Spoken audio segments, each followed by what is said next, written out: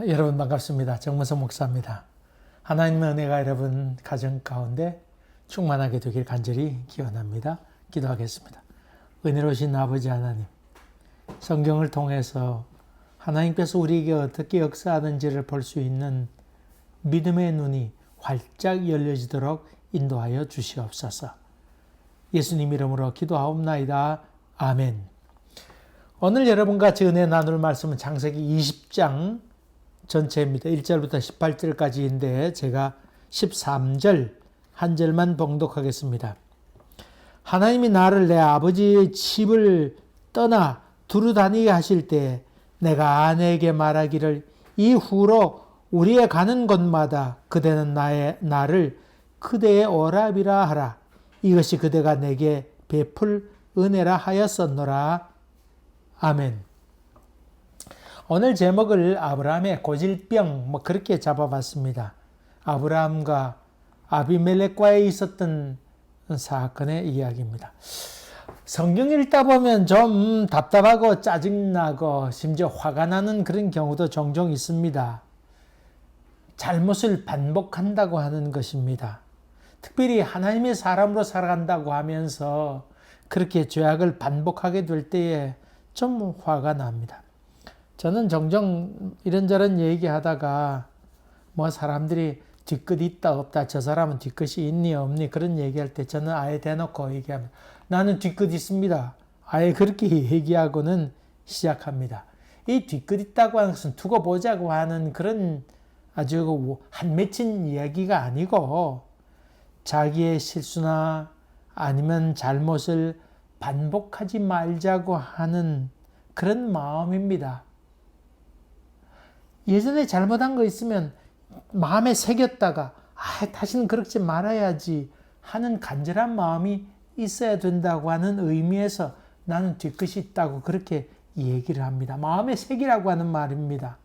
성경에 보면 애통하는 자는 복이 있나니 복이 있어라 애통하는 자들이요 저희가 위로를 받을 것입니다. 그 애통한다고 하는 말은 자기 죄에 대해서 깊이 애통하는 것을 의미하지 않겠습니까? 자기의 잘못한 부분을 다시금 하지 말아야 되겠다고 하는 간절한 애통함이 없으면 발전이 안 됩니다.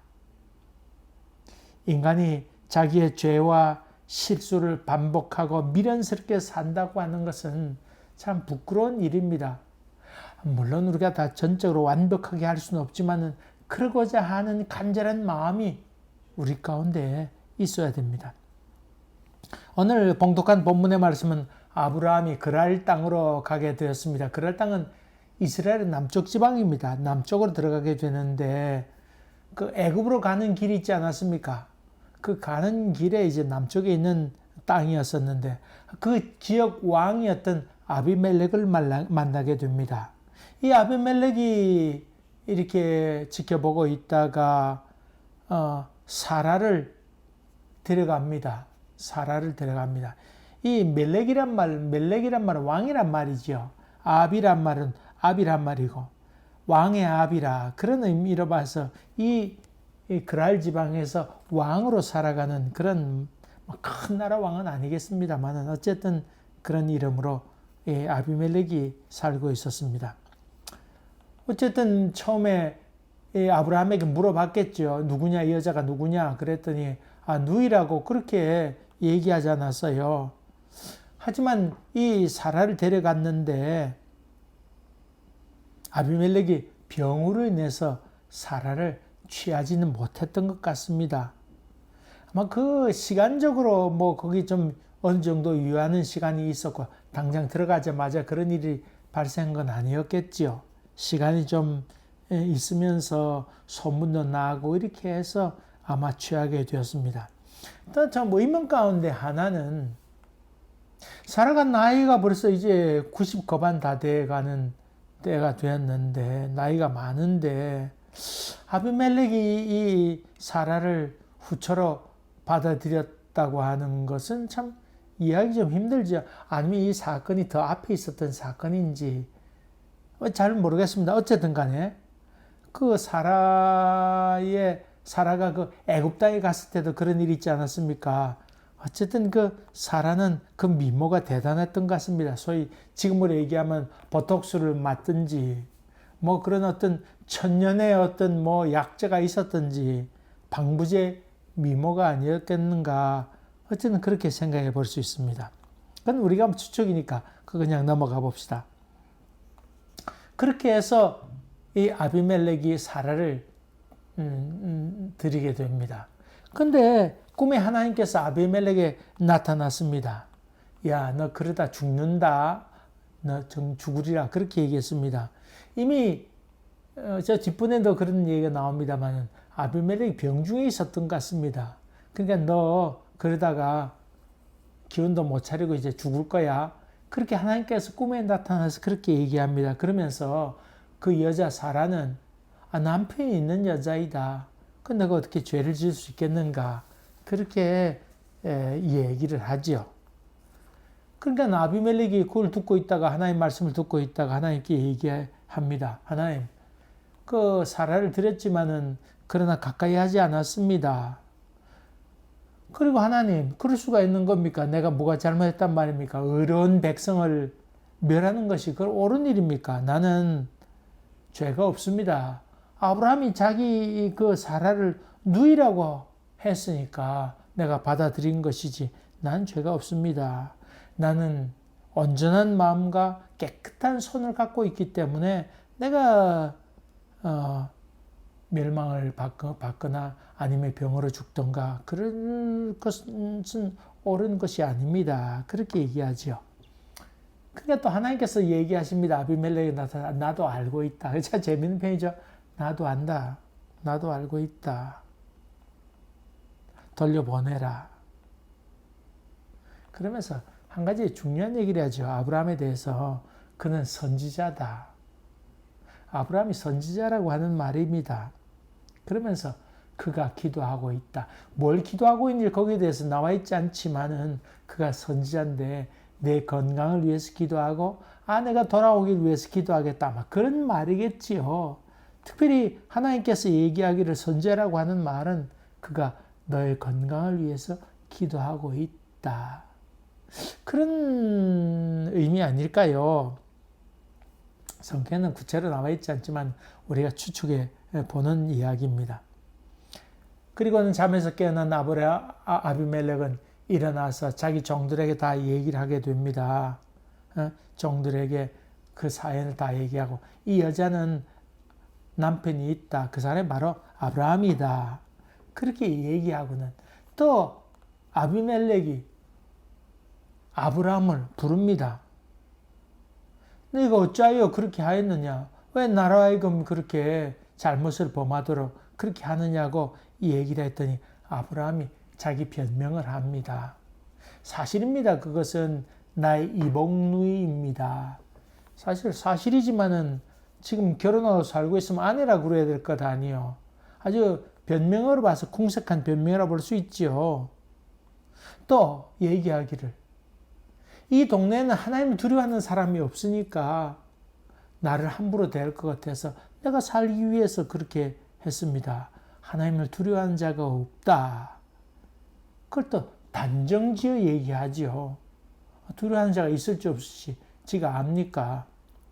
그리고는 내가 그 사라와 결혼하고 하면서 약속한 것이 있는데 우리가 정처 없이 다른데 방황하거나 돌아다니게 될 때에 이런 일을 만나게 되면 사라를 누이라고 얘기해라. 그렇게 하면 네가 나에게 베푸는 은혜이다. 네가 나를 살려주는 은혜다. 뭐 그렇게 약속했기 때문에 그렇게 한 것입니다. 그런 얘기를 합니다. 그 말 들었던 아비멜렉이 알았다고 그렇게 얘기하고는 눈을 들어 저 들판을 바라보라고 얘기하면서 네가 보는 것 중에 이 다 내 땅이니까 여기서 네 마음대로 살도록 해라. 거주하라. 그렇게 얘기합니다. 하나님 만났는데 뭐 어쩔 거예요. 아비멜렉도. 그렇게 해서 마음대로 거주하도록 약속을 받게 됩니다. 그리고 또 한 가지 아브라함의 얘기하기를 내가 사라에게 얘기하기를 내가 아브라함에게 이미 다 얘기해놨는데 아브라함에게 은 1000개를 주어 놓았다. 그래서 지금까지 있었던 이런 얘기로 말미암아 내 남편이나 아니면 너 자신에게나 수치, 부끄러움, 아내가 남편이 있는데 다른 남자 품에 갔다. 이것은 참 부끄러운 일이다 말이죠. 그러니까 이 은 1000개를 주었으니까 사람들로 하여금 내가 잘못했으니까 이 잘못한 말들에 대해서 용서해달라고 얘기하고 그렇게 얘기하게 되면 여러 사람에게 수치가 다 가라앉게 될 것이다.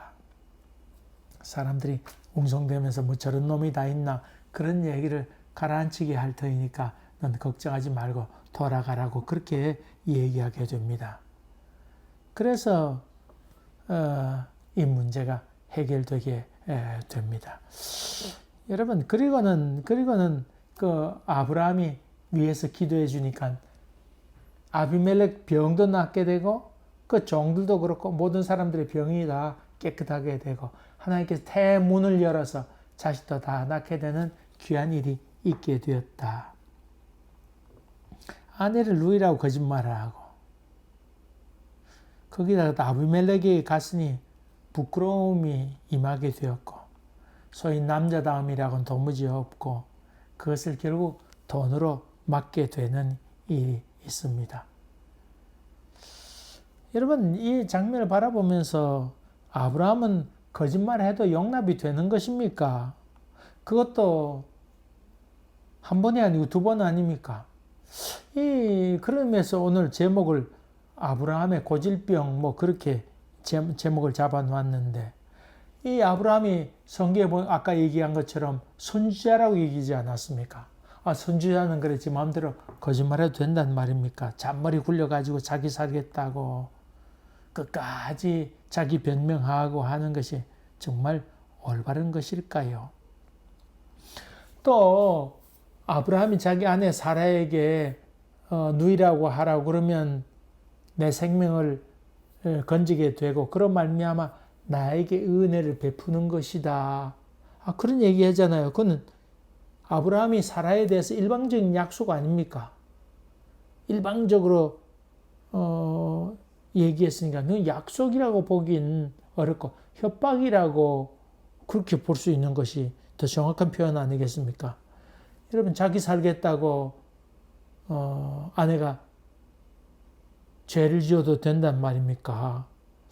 참 이런 장면을 보면 마음에 화도 나게 되고 좀 짜증스럽습니다. 요즘 코비드 사건으로 인해서 여러 일들이 많이 있지 않습니까? 마스크를 끼지 않고 마음대로 활보하는 사람이 있습니다. 자기는 마스크 안 끼도 될는지 모르지만 그 사람으로 인해서 다른 사람이 병이 걸려서 고통 가운데 거하게 된다고 하면 그건 잘못 아닙니까? 여러분 어떻게 생각하세요?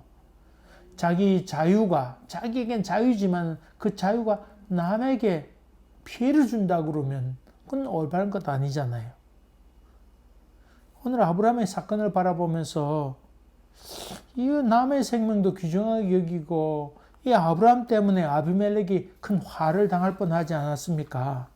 그런 점에 본다 그러면 아주 좀 짜증스럽습니다. 이 애굽에 가서도 바로에게도 그랬고 여기 와서 또 그러고 이 아브라함은 정말 정신이 제대로 있는 겁니까? 그런 걸 보면 창세기 20장을 읽어갈 때 많이 화가 나고 짜증스럽습니다.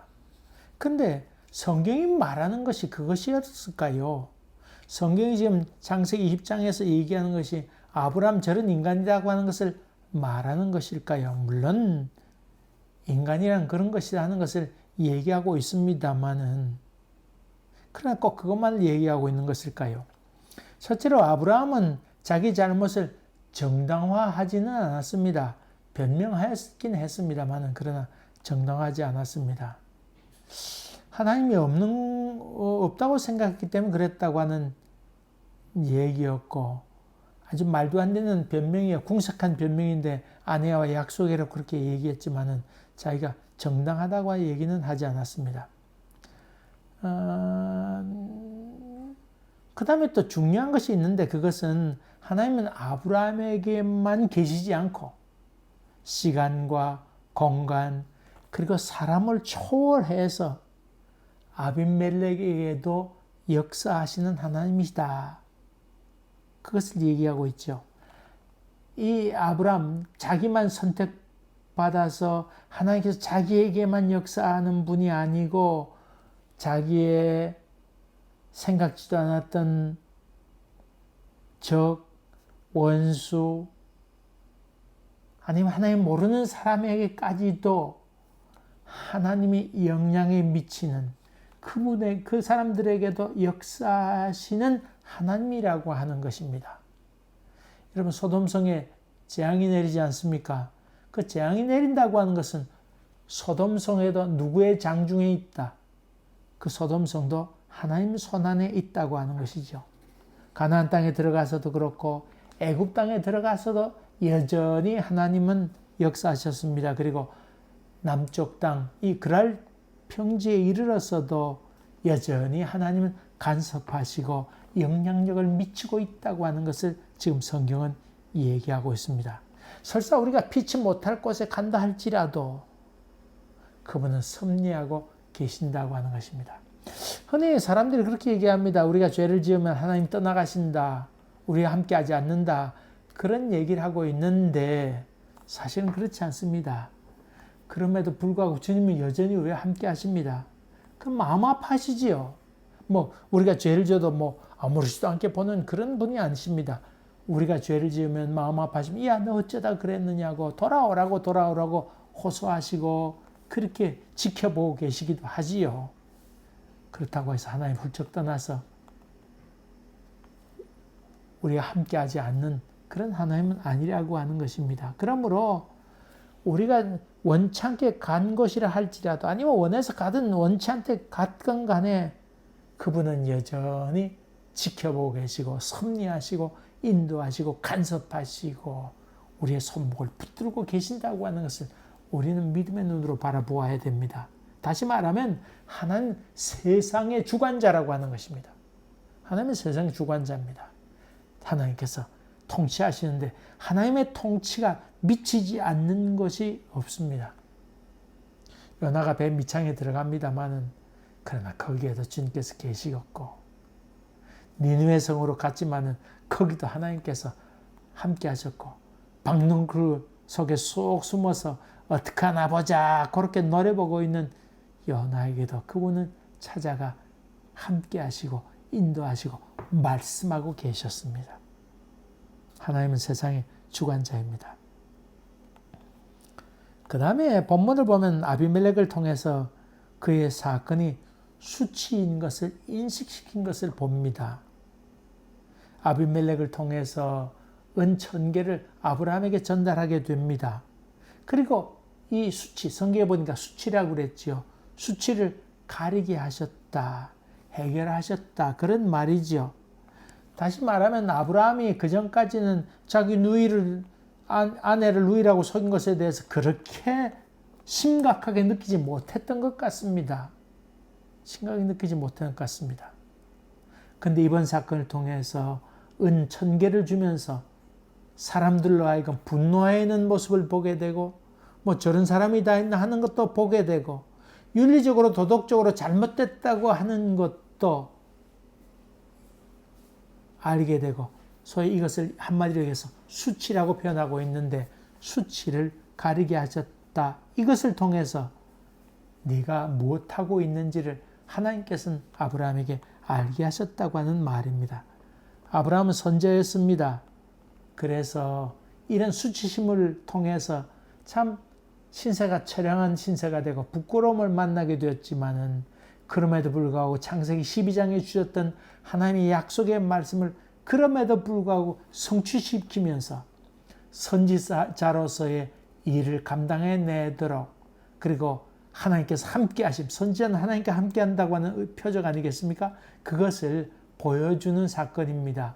무슨 말이냐면 아브라함이 기도하며 아브라함이 아비멜렉을 위해서 기도하니까 병이 치유가 되게 되고 그의 아내와 그의 모든 종들도 수태하게 되는 잉태하게 된 태문을 열게 되는 귀한 은혜를 끼치는 삶으로 변해가게 됩니다. 수치를 회복하게 되고 또 명예 회복에 하는 그런 놀라운 장면, 그것이 그 마지막에 나와 있는 말씀입니다. 오늘 본문 말씀을 처음 얘기하면서 짜증나고 화난다고 하는 말씀을 드렸습니다. 그러나 하나님의 역사를 보면 감사와 위로가 우리 가운데 넘치게 되고 소망이 우리 가운데 있게 됩니다. 그러면 성경이 말하고자 하는 것이 아브라함을 통해서 인간을 보는 것이냐, 아니면 성경에 나타난 하나님의 역사를 통해서 희망을 보느냐, 하나님을 바라보느냐, 이 두 가지를 우리에게 제시하고 있는데, 성경은 아브라함을 바라보게 될 때에 몹시도 실망하게 되고, 아이고 인간이 어떻게 저럴 수가 있나 짜증나고 어쩌면 분노하기도 됩니다만은, 그러나 그 가운데 역사하시는 하나님의 손길을 바라보게 될 때에 그 속에서 짜증나는 가운데서 오히려 희망을 갖게 되고 위로를 받게 되는 것을 보게 됩니다. 성경을 보는 눈은 바로 그것입니다. 성경을 보는 눈은 하나님께서 어떻게 역사하고 계시는가, 어떻게 인도하셨는가, 그 비겁한 아브라함, 그러나 그것을 덮고도 넘치도록 은혜로운 사건이 바로 하나님의 사건이다. 그것을 성경은 말하고 있습니다. 사람을 보면 실망합니다. 그러나 그럴 때 하나님을 보면 희망이 넘쳐나게 되고 짜증이 덮이게 되고 기쁨으로 충만하게 되는 것, 그것이 바로 오늘 아브라함과 아비멜렉의 사건입니다. 여러분 눈을 땅을 향하지 말고 전능하신 하나님을 바라보게 되어서 하나님의 평강과 기쁨이 충만한 여러분 되시게 되고, 절망 가운데 있을지라도 주님의 희망을 바라보는 여러분 되시기를 주의 이름으로 간절히 기원합니다. 기도하겠습니다. 은혜로우신 아버지 하나님, 우리 자신을 잘 볼 수 있도록 인도하여 주시어서 다시는 비겁함이나 부족함이나 죄나 이런 것들을 반복하지 않도록 도와주시고, 주님을 바라봄으로 말미암아 다시금 벌떡 일어나는 믿음이 될 수 있도록 도와주시옵소서. 그래도 체면 유지시키신 하나님의 은총을 생각하면서 우리가 설사 잘못된 길을 걸어갈지라도 주님께서 다시금 체면 좀 살려주시기를 간절히 기원하옵고 예수님 이름으로 기도하옵나이다. 아멘. 또 뵙겠습니다. 감사합니다.